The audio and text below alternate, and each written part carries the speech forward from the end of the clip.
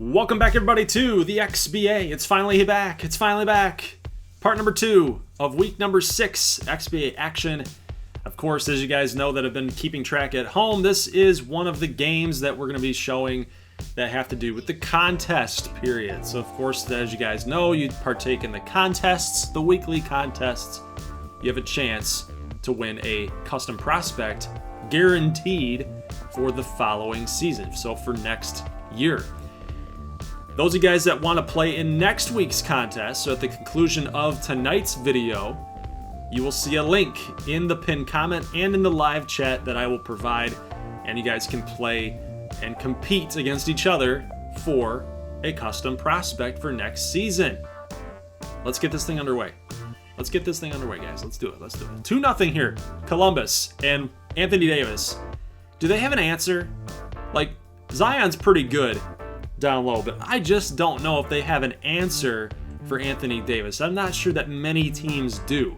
I mean, right now they've got Montrezl Harrell on Anthony Davis, and Zion's trying to help out. So they got two big men on Davis, and they still can't stop him. They can't block him out, box him out.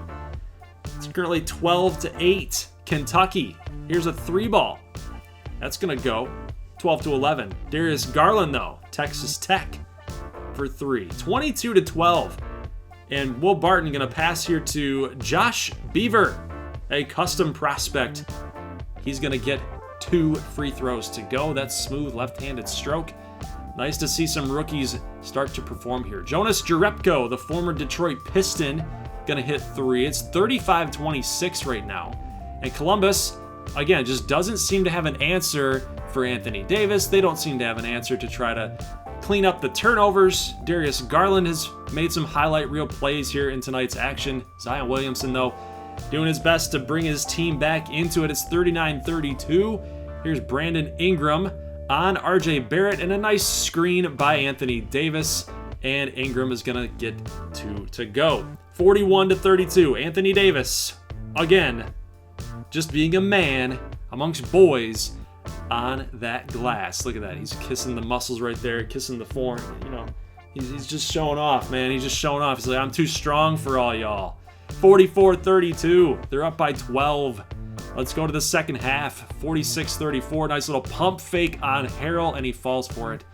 They don't have an answer. If Columbus comes back, I will be surprised.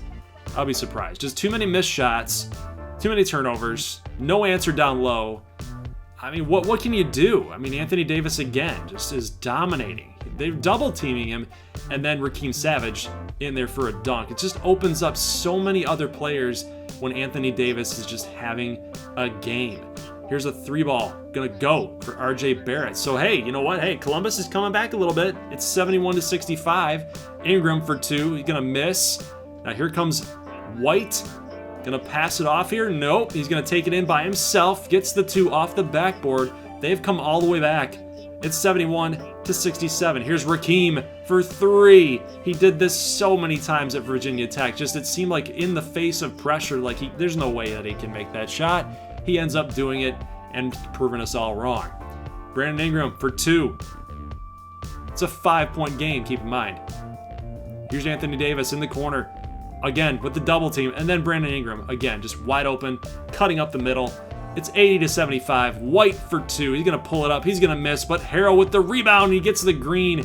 He just avoids the contact. He avoids the defensive pressure there, and then a steal. It's 80-77. Here comes RJ Barrett. He's going to get the 2 to go. Down by 1. You need some good defense down low, guys. Ugh. Jabari Parker for 2. It's going to make it a 3-point game here. Now here's Kendrick Nunn. The shot's going to be blocked by Jabari Parker, and it's a shot clock violation, so it's going to go back to Kentucky.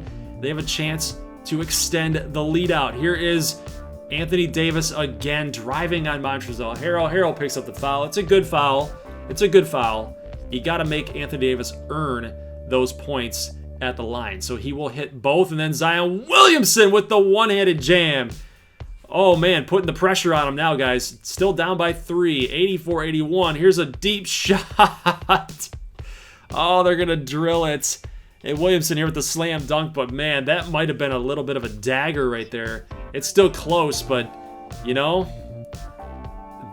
just a dagger for the morale, guys. 89 to 83. Williamson hits this 2. They're down by 4. Look at the point totals. 10 of 14 for Zion, 17 of 22 for Davis, 41 points. They needed every last drop from Anthony Davis. And it looks like almost a steal here. Nope.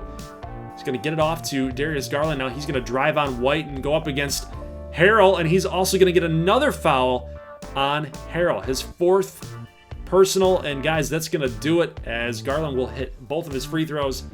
And it just put the game out of reach. So, I mean, hey, it was a really good effort by Columbus as a team, as a group, as a unit.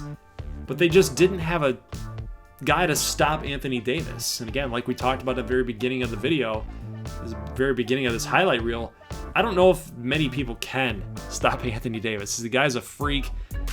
This is a tough game, tough loss for Columbus, but Kentucky might be that surprise team. If they can make a nice little acquisition here at the deadline, get another little shooter in there, help Rakeem Savage, help Brandon Ingram a little bit. Darius Garland's a good player. Kentucky might be in the playoff mix, and they might be an Alaska Chill type of story from year number 1. With the way that Anthony Davis plays in gameplay, they can play some meaningful games and get on the GG9 highlight reel and be a team that everybody wants to follow. They might be a team that really makes a push in the playoffs. Zion Williamson, 21 points, White for 18, Barrett for 14, Nunn 20 minutes for 10.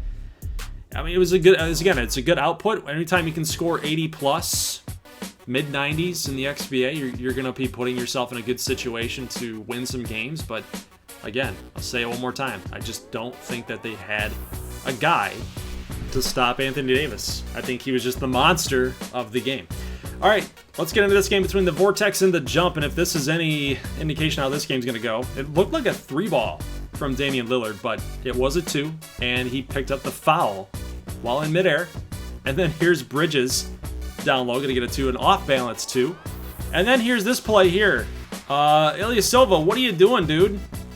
What was that defense? Whoop! Yeah. This game is kind of derpy right now. Here's Damian Dillard for 3, and he's going to miss, of course. He's got to make some more threes, man. I want to see him make some more threes. This is getting crazy. But hey, here's Giles the third. He's going to get a slam dunk. Off balance 2 by Otto Porter for 2. 24-22.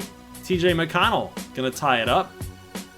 Let's go to Steph Curry against Dame Lillard for 3. A deep ball shot. That's going to go. 31-26. Here's Claxton for 3. He's going to drill it too. This game's been weird, man. This game has been very weird. Here's Damian Dillard, and he's actually going to what? He's going to drive. Oh, man, I want him to make a layup.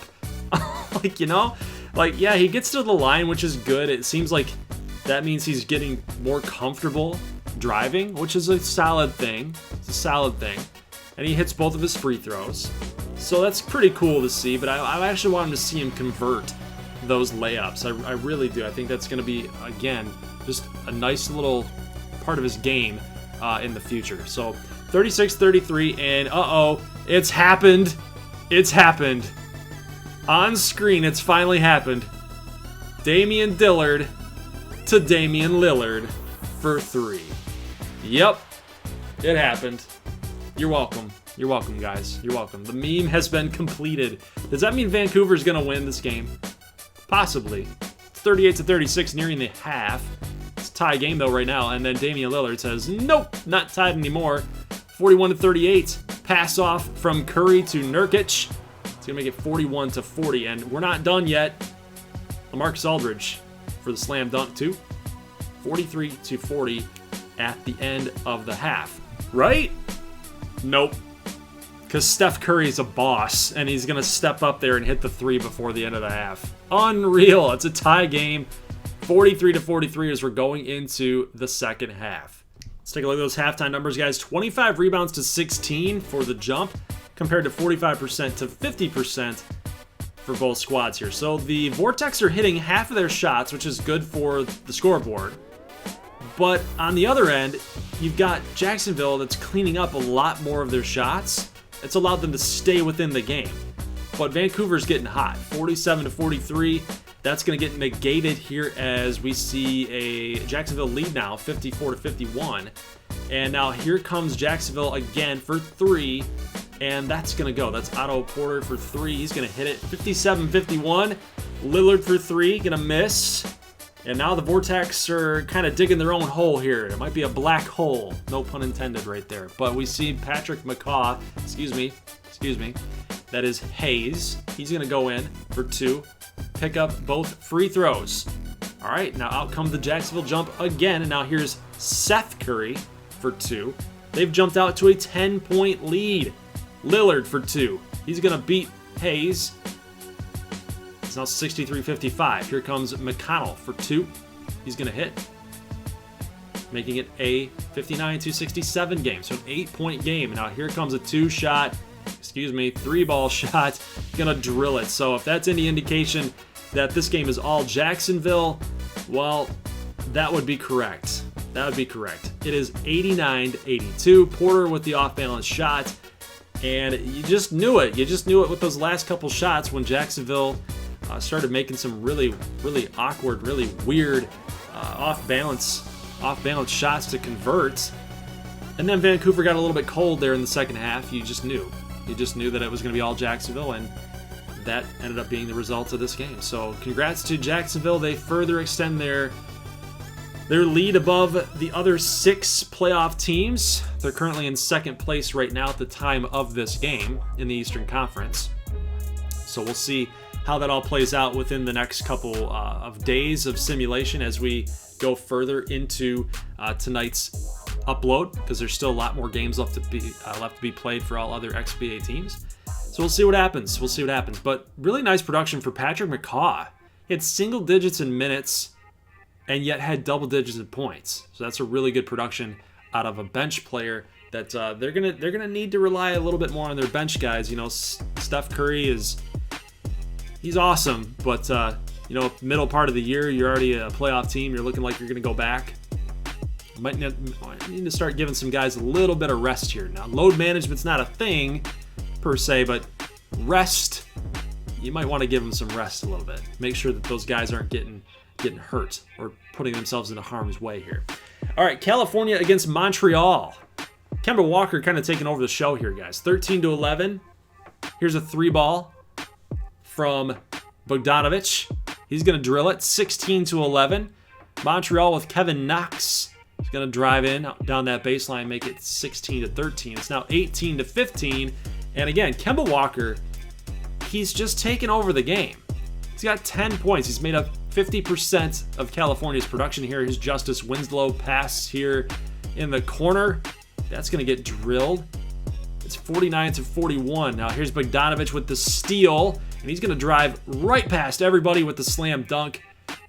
And it's 53-41 at the end of the half. So 54% for the Dragons, compared to 42% for the Gothiques.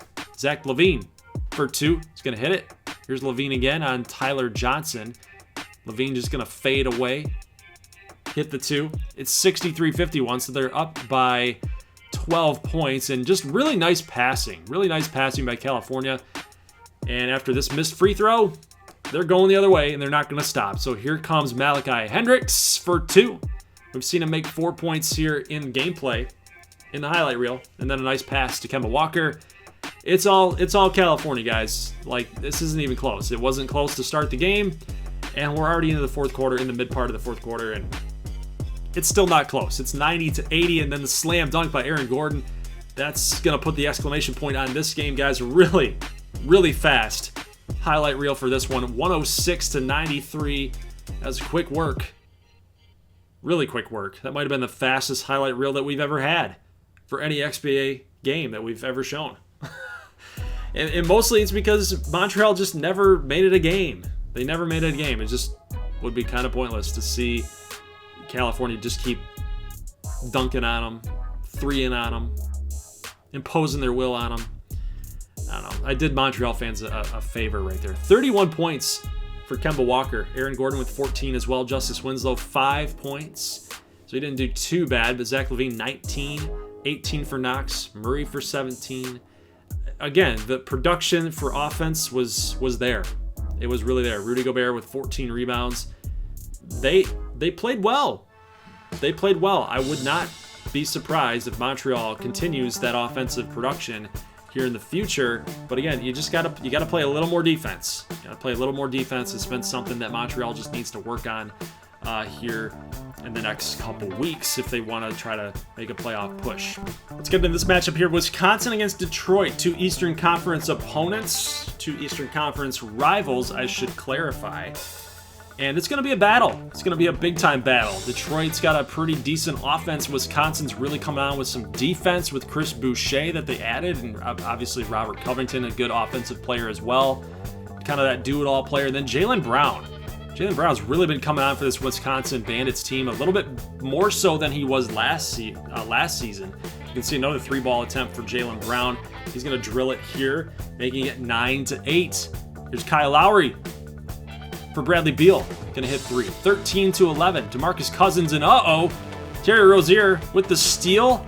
Pass to Jaylen Brown. He says, you know what, I'm just going to drive it, fake it, and then hand it off right to Robert Covington, who's going to hit the 3. It's 15-13. Kyle Lowry, shot clock expiring. He's going to drill a 3. So already a really exciting first quarter. Duncan Robinson, a free agent acquisition from last season. You guys saw it. If you guys missed that video, make sure you guys go check that out. It shows you exactly how the free agency is going to work in the future. Spin the wheel. You guys will get it. You guys will get it. Just go watch the video. 32-29, DeMarcus Cousins working down low. That's an easy matchup for him. Then Joel Embiid, he's going to work on Boogie. He's going to hit 2 as well. 34-31. Then Brown, how did he get that off? How in the world did he get that off? But he's going to drill it anyway and going to hit the free throw as well. It's a tie game. 3-ball here again. Going to hit. Joel Embiid. What? Embiid for 3. It's 41-39, and here's Kyle Lowry again for 3. The amount of 3-balls that have been hit in this first half has been insane. And then there's a spin move here, going to get the green for a layup. It's been ridiculous, and another 3-ball going to miss. But 43-42, Wisconsin's got a chance for a half-court shot. That's not going to go. But they are going to take the lead. They are going to take the lead into halftime, 43-42. It's a good place to be on the road against Detroit in a hostile environment. 53% compared to 47%. It seems like it should be all Wisconsin, right? Well, we get a foul here on Jaylen Brown, plus the 3 is going to go. And then Cousins is able to hit that free throw as the foul was on him. So Detroit takes the lead, but not for long. Wisconsin will get it back. Now here's another 3-ball from Bradley Beal. He's going to drill it. It's 55-52 as we jump forward here. And Johnson wide open. You got to play more defense. As a guy that lives in Michigan and as a Detroit fan personally, you got to play more defense. Here's Jackson Perry, the all-time scoring leader out of Tulsa, custom prospect. He's going to hit 3. And now it's 65-59 as we get another 3-ball here from Josh Jackson. And here's Jackson Perry again. Going to be a nice little alley-oop layup. Yeah, alley-oop layup. And then DeMarcus Cousins going to hit 3. I mean, what is going on in this game? 76-69. Covington for 3. He's going to drill it. The amount of 3-balls is insane right now. Covington off the screen, going to miss, but Boucher going to out-muscle DeMarcus Cousins and get the 2 to go. Here's a pass. No. They were trying to drive down low, try to get the pass off. Not going to happen. Now here comes Jaylen Brown for 2. He's got it to go. Wisconsin now takes the lead. 78-76, and Kyle Lowry going to hit a 3, guys. But they will end up going down by 1. Covington down low. Extends the lead out to 3. Guys, we're in the 4th quarter, by the way. This is going by so fast. Did you guys even know we're in the 4th quarter? It's been going by really, really quick. But you know what? Here's a 3-ball from Bradley Beal. Going to drill it. It's 84-82. If you're Detroit, you got to play some good defense. And Terry Rozier off the inbound. 17-6 run for Wisconsin right now, guys. And that's a part of the reason why that we saw he was wide open. He was wide open, just not good defense on an inbound. Like, how do you allow that to happen? And then the 3-ball here, not going to go for Detroit, giving Wisconsin another possession in order to extend this lead out from 4 to potentially 7 to 6. Could be anything, right? Well, good miss. Good defense by Duncan Robinson, the free agent acquisition. Now here comes Lowry from a pass to Beal with a slam dunk, the alley-oop. He's going to pull him within 2. Another inbound pass. Good passing. Rozier, nice move. Nice move and mid-air adjustment to get that to 88-84. And then a steal. A steal by Beal. Pass to Lowry. He's going to get the layup to go, guys. It's 88-86 with under a minute left to go. Again. Play some good defense. But Boucher going to step up and hit the 3. Lowry for 2. It barely went in. It's still a 3-point game. Embiid on Cousins. Cousins gets the foul. He gets the foul on Embiid, and Embiid's going to drill the first one. Is he going to get the second one to put him up 5? He will. He will. So 34 seconds left to go. 2-ball from Lowry is good. Again, making it a 3-point game. So they do have to foul. They have to foul. And Rozier's going to hit the first one. And he's going to miss the second. So you need a big shot. You need a big shot if you're Detroit. You either got to get to the line, you got to get the 2, plus the foul, or you got to hit a 3. It's up to you which one you want to do. But time is going to expire off the clock. As they just chuck one deep, guys, in Detroit is unfortunately going to let this one slip away. And that is going to be a loss on their home court to rival Wisconsin. And the Bandits are still playing really good basketball here in year number 2. A lot of Wisconsin Bandits fans are out there. I know they are. They're a very vocal fan base. A lot of people like the Detroit logo, but I don't see a lot of people rooting for Detroit. They're just kind of in obscurity a little bit. Just a little bit. But a lot of people I know that are pumped up about this Wisconsin Bandits team really making a name for themselves here in the Eastern Conference this season. Let's take a look at the box score here. Kyle Lowry, 24 points. Beal with 20. And then Thaddeus Young with 10. I don't know, man. I think you need a little more offense, especially from Jackson Perry, Josh Jackson. You need some more offense from other people, not Thaddeus Young, right? You can't be a two-man show if you're Detroit. You got to get some more people involved, not Thaddeus Young. But Jaylen Brown, 20-plus points. Rozier with 13. Really good production from the Bandits. And it was a nice win. Pretty great games that we saw in today's XBA action. And we are actually going to simulate this game right here, right now, as I just didn't have any time to get it done. So the New York Neon against the Houston Lawmen, they are going to be simulated. Both teams really just playing that 500 level of basketball, looking for a W here in Houston.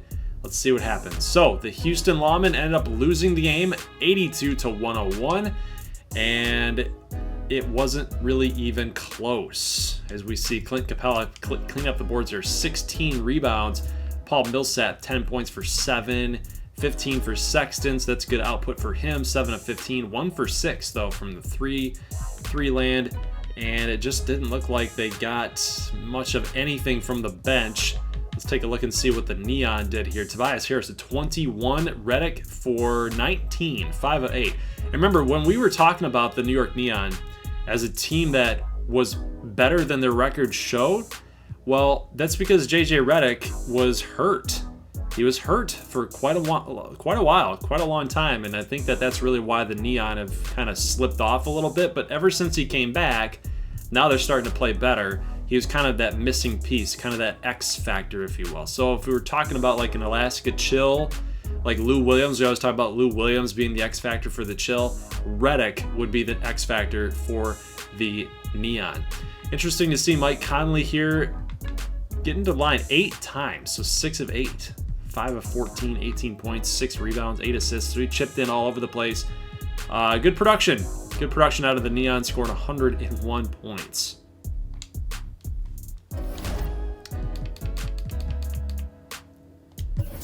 So with that, guys, that's going to lead us to the standings. After week 6, this is where we stand. The San Diego Cyclones still playing good basketball, 24-16. The Cyborgs still in second place, holding on, 30-12. They're kind of the more consistent team, it seems like. Yeah, Kansas City's on a really big time hot streak here. They're 18-2 in the Western Conference, which is crazy. But San Jose, they were good last year. And they were one of the top seeds in the Western Conference. And Kansas City kind of coming out of nowhere this season. If I had to place my bet as to who might come out of this entire Western Conference, it might be San Jose. San Diego's going to give them a run, that's for sure. But San Jose seems to be that more consistent type of team. We'll have to see. We'll have to wait and see what the Stampede are going to do. They might have a second half fallout. Don't know. We have no idea what this team is capable of, if they're going to continue on this run. We don't even know if they can get hotter than they already are. That's what's scary about Kansas City. But Seattle, 23-18, they have really made a nice little push here to get above that 500 mark and be a better basketball team here in this XBA year number 2. The Las Vegas Jacks are hanging on. 1, 2, 3, 4, 5. They're the 5th seed. So all the Apollo St. Patrick lovers out there, you guys are right there. You guys know how to scout your players, man. I mean, look at this. They've won 4 games in a row. They're right in the playoff mix. Obviously, a couple games lost here and there will push them out. I mean, look at, still got kind of a logjam here. 22-18. Arrows are 20-19. We're 2 games back from them. The Dragons sitting at 500, 21-21. Even the SoCal Supernovas could make a nice little run to get back into it. The Houston Lawmen, even though we saw them get a nice little loss there, right? The Houston Lawmen, we saw them get smoked on their home court by the Neon. They could make a little bit of a run too. I mean, yeah, 13 games back. Doesn't look too pretty, but that's talking about them compared to first place. You know, as long as you can get between 5, 6, 7, and 8, you know, anything can happen. Anything can happen in the XBA for sure. The Chill, though, they're just not the same team. And I don't understand why. The Sliders are still the same. In gameplay, they're playing well. In gameplay, they're playing fine. But in simulation, they are not doing as well as they did last season. So just might have been just a nice Cinderella type of run that they had. You know, with Giannis doing his thing, winning the MVP, but losing 2 games in a row here, they're not looking too pretty for the rest of the season, unless they can make a big move in the trade deadline, in the trade market there. That's really what they're going to try to hang their hat on here. Nashville, Vancouver, Phoenix. Yowza. Phoenix might be on tap to get purged. They're not looking too good. Maybe Dallas too. Who knows? Let's take a look at the Eastern Conference. The Jacksonville Jump. They've jumped ahead of the Wisconsin, despite Wisconsin winning in the Detroit and Wisconsin game that we just saw. They are on a 1-game losing streak because they must have lost when we simulated up to that Houston and New York game. Jacksonville, though, yeah, first place, so they're back at it. They've won 5 games in a row, so they are hot. And it looks like they're going to be right back into the thick of things in the Eastern Conference. Interesting to look at here. A couple new teams in the Eastern Conference. The Philadelphia Bruisers with Malik Jones. They are doing awesome stuff. They've won 2 games in a row here. They're 2 games back of first place. The Columbus Basket Hounds, we predicted the Columbus Basket Hounds were going to do something like this in year number 2, and with Zion and Kendrick Nunn and that young team getting better every single game, team to watch out for sure. Pittsburgh's kind of fallen off a little bit, and I say that with a little reservation because they are only 2 games back from Jacksonville, so it's, again, another tight race here in the Eastern Conference. But Pittsburgh, they were in first place for quite a while. I mean, there were people that were talking about Kansas City and Pittsburgh meeting up in the finals, which could still happen. I mean, right now they're in the playoff mix with the 5th seed, but it's pretty interesting to see this nice group of different teams here in the Eastern Conference. I like what I'm looking at here. This nice little spread. Carolina Fly Guys with LeBron, 3.5 games back. So they could still do some things. They could still make a run. The New York Neon have really come on lately. They've won 4 games in a row. This is really, to me, just from an analysis standpoint, this for me is really looking at JJ Redick coming back and really making an impact. Tampa Bay Sting, Miami Night Owls, so the 2 Florida teams here, kind of playing that 500 level basketball there. Won 3 games in a row for the Miami Night Owls. So they've started giving more minutes to Artyom Kozlov and less minutes to Jeremy Lin, more minutes to Kozlov, more minutes to Shane Larkin, and it's already helping them out there. The Gothiques 20-20, but they've lost 3 games in a row. BC Chicago was one of my teams that I thought was really gonna do something this season, and they are just kind of not. They've won 3 games in a row, so I can't take that away from them, but they got a long way to go. They really do. 4 games, 3 games, they do. They have a long way to go and I say that because it looks like it's in reach. The 3 games, 2 games might be in reach for them, but they didn't really show me anything in the first half of the season. They've been kind of playing and messing around in this level of basketball for, 43 games. 43 games. They're just kind of just hanging in there. Who knows if they're going to catch fire or not. But this is an interesting development here. 18-21 for Atlanta with Sobchak. They are not pulling together as a unit. Jimmy Butler, John Wall, Sobchak, the 3-headed supposed monster, just might not be getting along right now with trying to share the rock. We got a couple teams here. The Founders are still bad, and I just can't figure out why. They have some good players on their roster. They're just not putting it together. And the City Slickers, to me, they kind of overperformed in year number 1, I think, because I just never really liked their roster. I think year number 1 was just kind of an anomaly. I think they're really showing who they are, which is not a very talented team. They don't have a lot of juice going for them. But that's your Eastern Conference standings right now. So we got some teams that could make some moves here at the deadline to try to push themselves up top. We got teams at the top looking to keep themselves at the top. And it's going to be It's going to be an interesting next couple weeks here. A nice little wild ride here in the XBA. So guys, leave a like if you like this thing. That is it for today's upload. I will see you guys later on tonight for the Seattle Martians against the Philadelphia Bruisers. And a nice little chill stream. We're going to watch the game. We're going to watch 2 really good teams from the West and the East take themselves on. And see who's got what, who's got the answer for Malik Jones, and is Seattle going to actually perform this time? Or are they actually going to come out on the last XBA upload that we saw with the primetime game? They couldn't take care of business against the Kansas City Stampede. So, and I guess not many can, because they've only done it 9 times to them, handed them 9 losses. All right, guys, leave a like if you like this thing, and I will see you later on tonight for the XBA primetime game. As always, peace.